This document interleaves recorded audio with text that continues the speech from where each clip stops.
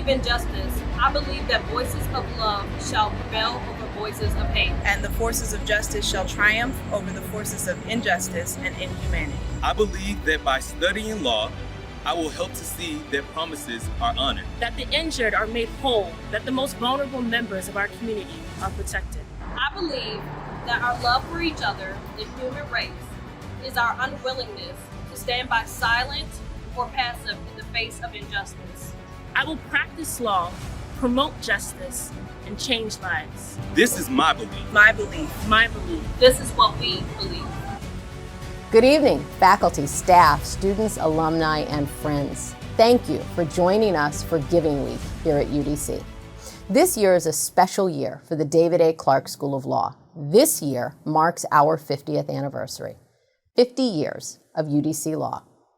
From the great minds of Jean Camper Kahn and Edgar Kahn, we began as Antioch University School of Law. We persevered as DC School of Law. And today, we stand together as UDC Law. As a member of the UDC Law family, you should be very proud. Our law school is ranked 6th in the nation for its clinical legal education and is a premier resource for students from groups traditionally underrepresented at the bar. As we celebrate 50 years of providing access and producing excellence, we ask your support to fortify our law school for many years to come. Join me in taking the 50 for 50 pledge. Pledge $50 in honor of our 50th anniversary and in support of our clinical law program, and pledge 50 minutes of service to the district. To learn more about the challenge, follow us on social media at UDC Law and visit supportudclaw.com to make your gift today. Thank you for supporting our students and our mission to practice law, promote justice, and change lives. My name is Pearl Mansu. I am a 3L, and in the 2020 through 2021 school year, I was in the Immigration and Human Rights Clinic.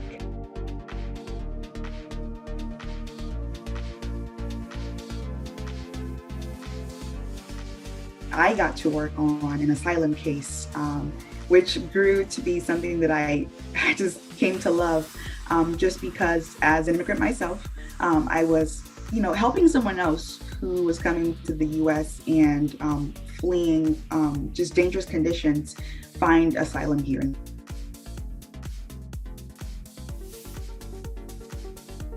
One of the biggest lessons that I learned from my work in the clinic is that as student attorneys or as attorneys, we are not the savior, that we should empower our clients because they know their situations best.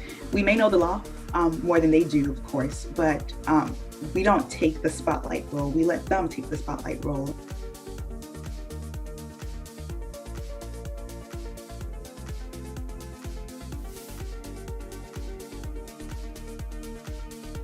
Client that I worked with was brilliant, just amazing, who knew what she wanted, and who was not intimidated by JD behind your name or future JD behind your name. And I think that taught me to go into my future work as an attorney, not as this superstar trying to change everyone's life, but to take a back seat and realize that the client really is the superstar, apart from the law, that is, and just work with them and not ahead of them. I had an amazing clinic director. Shout out to her, Lindsay Harris, who taught me so much, just such an expert in her right in this field. And I got to, be an expert, really, just sharing what she taught me, so much of what she's taught me and how to really work with clients. And so I'm looking forward to applying a lot of that in future work.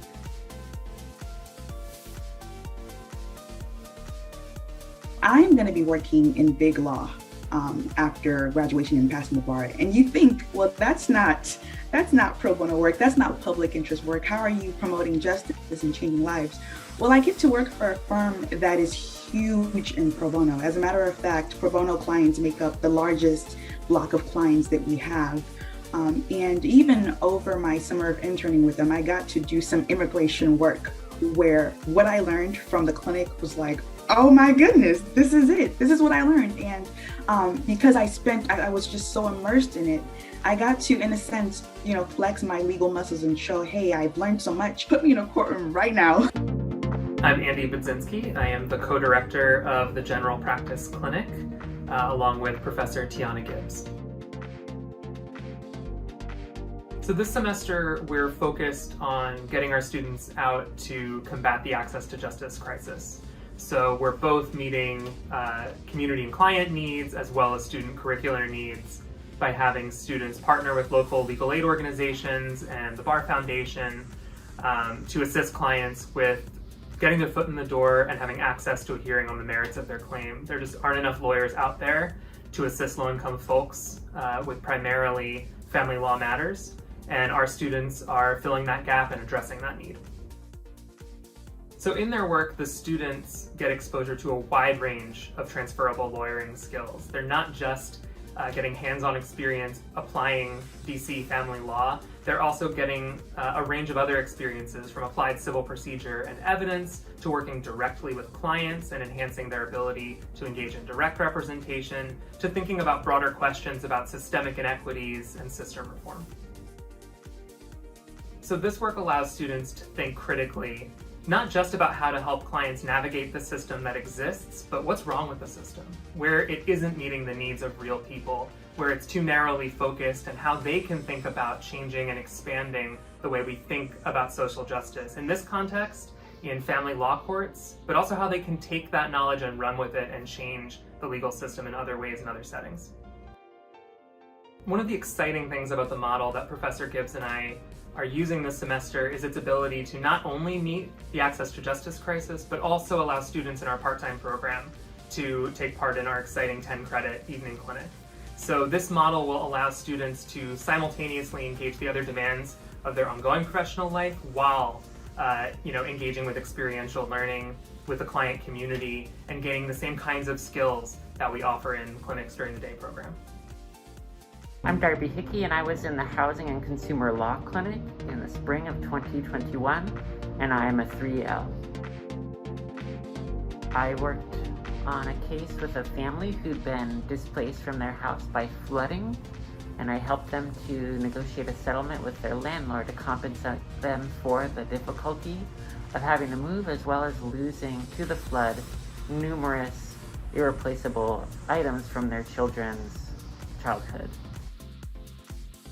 I had the opportunity to draft a demand letter, which was sent to the landlord. That got them to the negotiating table, and then I actually did the negotiation with the landlord to get a settlement for my clients, which was actually a higher amount in the end than what they had hoped for. And they were extremely happy about that outcome, as was I. I got hands-on opportunity to do the actual work. I didn't honestly ever think that I would be actually negotiating with the landlord and getting some compensation for my clients in exchange for what they'd had to endure. It was a really rewarding experience because I got to have a successful resolution. I got to do many different types of work related to the law, whether it was drafting the demand letter, drafting the settlement agreement, negotiating, and I got the incredible satisfaction of seeing my clients get vindicated in their rights. Mi nombre es Liliana Rodríguez, yo soy de Venezuela y soy abogada de profesión.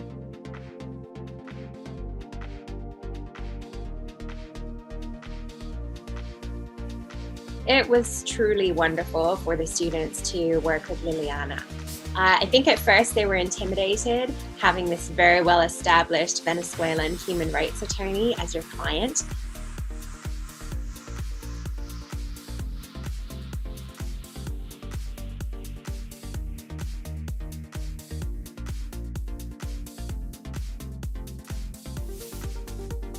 Ellos me lo explicaban porque a pesar de que soy abogado, pero soy abogado en mi país, con las leyes de mi país, aquí desconocía cuál era el proceso. She was incredibly gracious and kind with them, and they worked really hard to build the strongest possible case for her. Ellos me explicaron muy bien cómo iba a ser el proceso, cuáles eran las etapas que tenía, qué teníamos que presentar, cómo podía yo ayudar al proceso y ellos ayudarme a mí.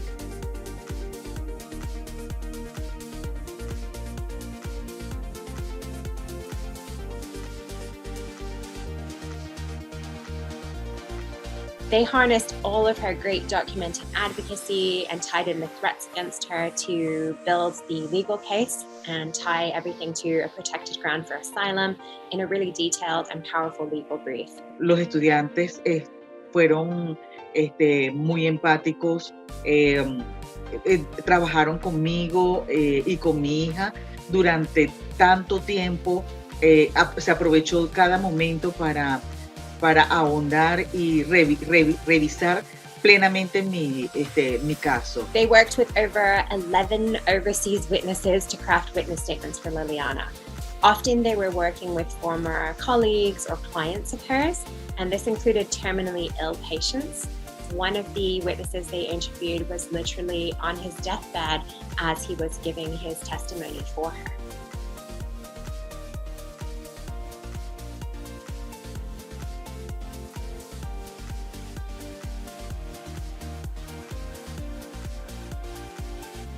Estoy súper agradecida porque el proceso de inmigración siempre es complicado. Llegar a un país con otra lengua, con otra cultura, con muchas cosas que uno desconoce también al llegar acá. This is a case that the asylum office actually approved within 4 days of the interview, and in my experience that's very unusual, and the students really did build a very strong case. La seguridad que tengo ahora, de verdad no tiene comparación. No hay nada, ningún dinero que pueda pagar todo lo agradecida que estoy con los estudiantes y la clínica de Derecho de la Universidad del Distrito de Colombia. I'm Marcy Karen. I'm the director of the Legislation and Civil Rights Clinic. One of our clients this semester is the Domestic Violence Legal Empowerment and Appeals Project, also known as DV LEAP. DV LEAP has a new initiative called DV LEAF, and DV LEAF seeks to obtain public policy that acknowledges the impact of climate change on gender-based violence, including domestic violence, and integrate actions to reduce that impact.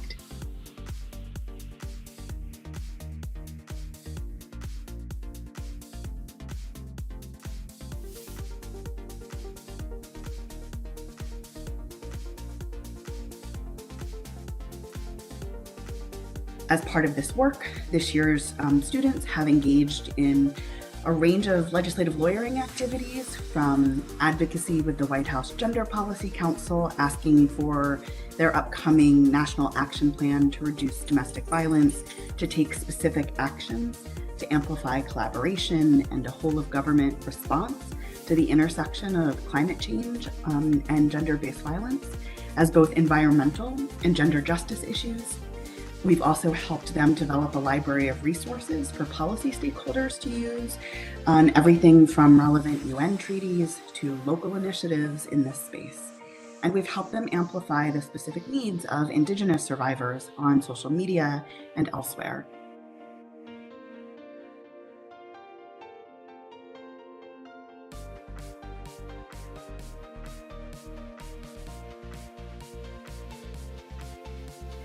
In recognition of the teams of law students that have supported the DV LEAF initiative over the last 4 semesters, I'm really humbled to share that a few weeks ago, our client recognized us with their 2021 Community Champion Award. It was honestly pretty impactful to get the award because it was given at an outdoor ceremony, and it was the first time since the pandemic where I have been in person to see my team. They exist in real life, and I was joined at a local park by our clinic's administrative assistant, by current students, by some alums, by colleagues, and some of our kids, partners, and chosen families. We all came together to support our client and their community and to plant trees which we can watch grow. Just like I'm excited, as cheesy as it sounds, to watch my students' careers grow and nourish over time. Hi, my name is Margaret Cannon. Forrest Yang Littleboff.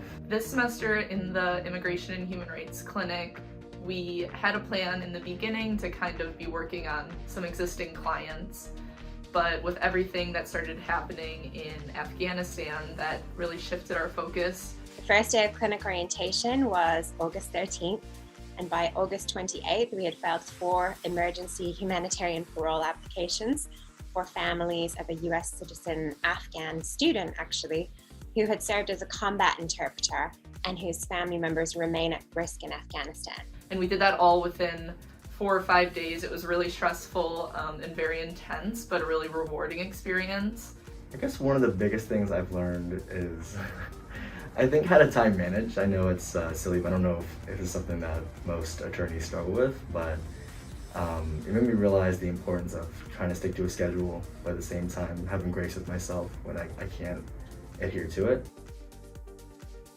This work has been really intense but fulfilling, and it's kind of been a good example of being thrown in the deep end of the legal field. I think so far my partner and I have done a pretty good job. We were a great supervisor. She I think that's a great thing about clinic. She's been kind of, not babying us, but helping us along the way, so it's been really enriching so far. At this time, immigration attorneys across the country were very much building the plane as we were flying it, and the students got to be a part of that cutting-edge emergency crisis lawyering. We then got to slow down and do more typical clinical work in slightly slower motion. We retained an Afghan women's rights activist, for example, and we're building her case for asylum while we're still engaging in other humanitarian parole, more emergency work. This clinic has definitely given me the most hands-on experience that I've had with clients so far in my journey with law school. I've been able to meet my clients face-to-face, which has been really rewarding, and then helping them with issues that I know that we can all see on the news. I think one of the biggest takeaways that I've had, especially from this clinic, are how a lot of immigration, how immigration policy in general in this country is really deeply rooted in racism. And I think it's important as attorneys to recognize the role we play in that system, and to, instead of shying away from it and thinking that we're these kind of unbiased actors in it, to realize that there's such a thing as implicit bias, and that every day we make decisions, when we interact with our clients, we need to be aware of that. My name is Jennifer Araujo. I am a 4th year law student in the evening program at UDC and will be graduating this upcoming spring semester. This fall 2021, I had the privilege of taking the general practice clinic.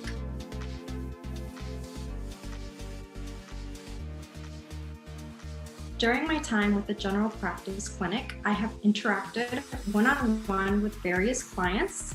I have worked on the discovery portion of a divorce and child custody case before the DC Superior Court. I've also participated in the Access to Justice Advice and Brief Services project, where I provided a client information on the requirements for filing a divorce and child custody case in DC.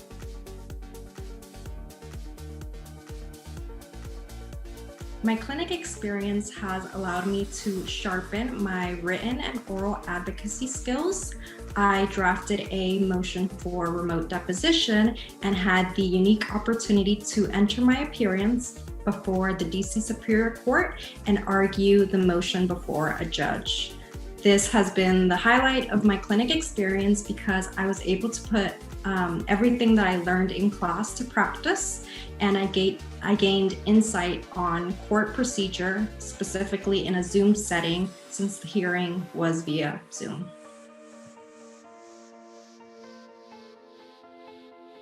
This work has given me the confidence to practice law and zealously advocate for my future clients, especially those in underserved communities.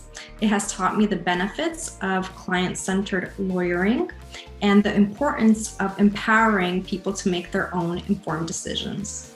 My name is Samantha Carolina. I'm a 4 LE. I am graduating in May 2022. Woo-hoo. the Legislation and Civil Rights Clinic that I direct has been working with various clients, community partners, and actually other clinics to advance menstrual justice, which removes systemic barriers on menstruators, so women, girls, transgender men and boys, non-binary and intersex individuals, simply because they menstruate.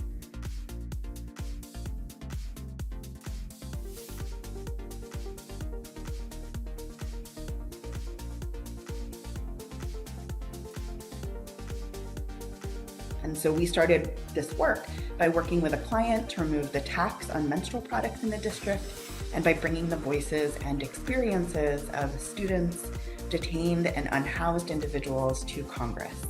And then we moved to start pushing for the district to require menstrual education and product access in DC schools and universities and colleges.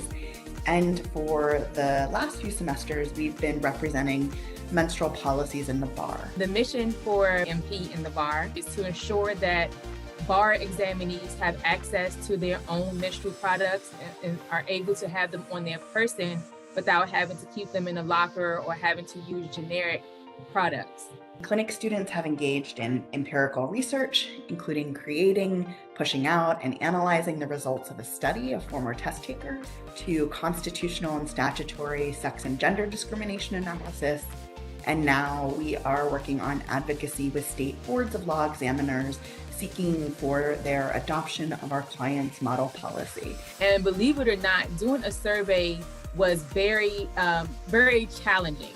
I went through 26 versions before the actual survey was officially approved. If the right questions are asked, and the right answers will be given, and that in turn will help us the way we phrase our questions and to frame the issues that we want and how to get better results. I've learned that words do matter, and that's how we promote justice here.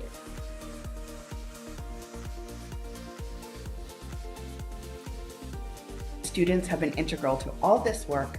I'm thrilled that we have started to make some headway with the state boards, and I'm cautiously optimistic that with the students' help, we're going to see some more changes moving forward. Hello, I'm Lindsay Harris, and I serve as the Associate Dean of Clinical and Experiential Programs here at UDC Law.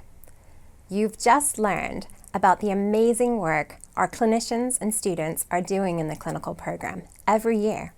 The clinical program is a critical piece of the comprehensive legal training received at this school, a huge part of our 50-year legacy and a symbol of our community. When you take the 50 for 50 pledge, your gift supports experiential learning opportunities for our students, and your service extends to reach the most vulnerable members of our community. So, if you haven't already, visit supportudclaw.com and take the pledge.